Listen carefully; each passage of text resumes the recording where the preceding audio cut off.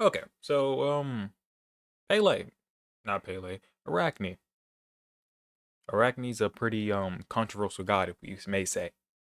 Um, Not really controversial. I think most people have the same opinion on her. That she's a very pub stomping kind of god. Doesn't really do too much laning wise. She can't lane obviously because without Golden Blade, it's bad. But even with Golden Blade, it feels bad.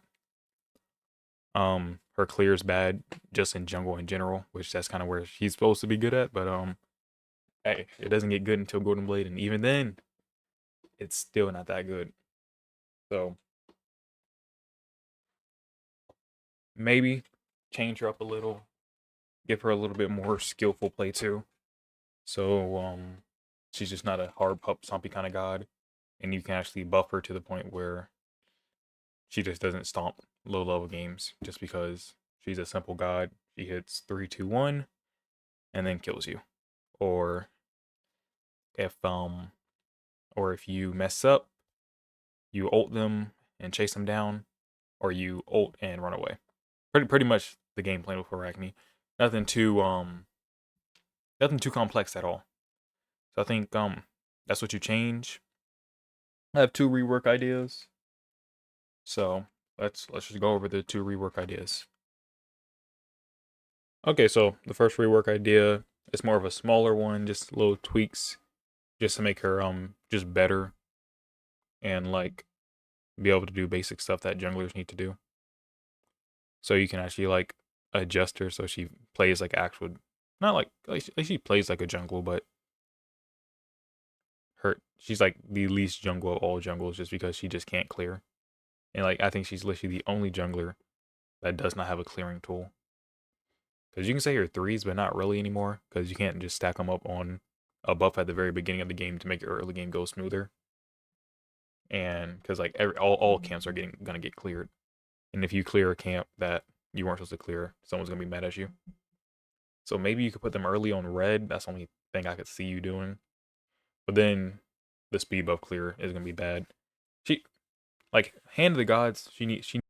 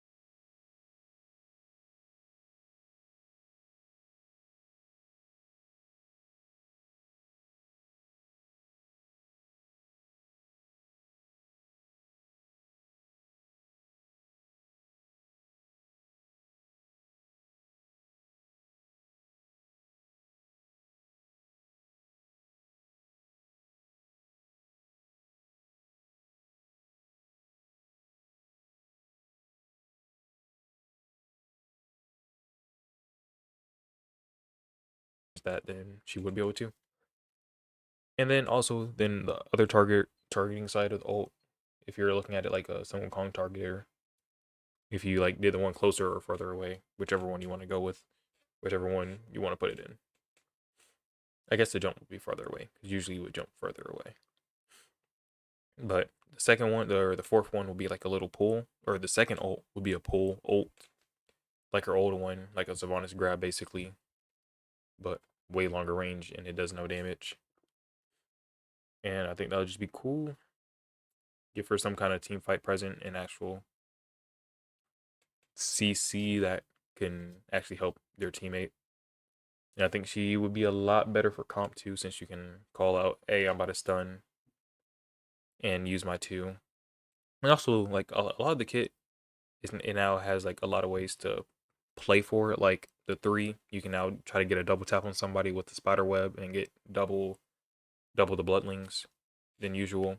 The 2, you can now, since you have a new targeter, kind of like a Shell's targeter in a way, where you have to guarantee or do something to get the second part of it, which is in this case hitting 3 auto attacks in a row. You can now wait until like they have like an ability up, like Thor spin for example, and stun them out of it. Making the ability go on cooldown. So that gives outplay potential. The one, not really outplay potential, but just skill potential and like waiting for your big swing and waiting for them to be low HP. It just makes it a lot more that you have to think about than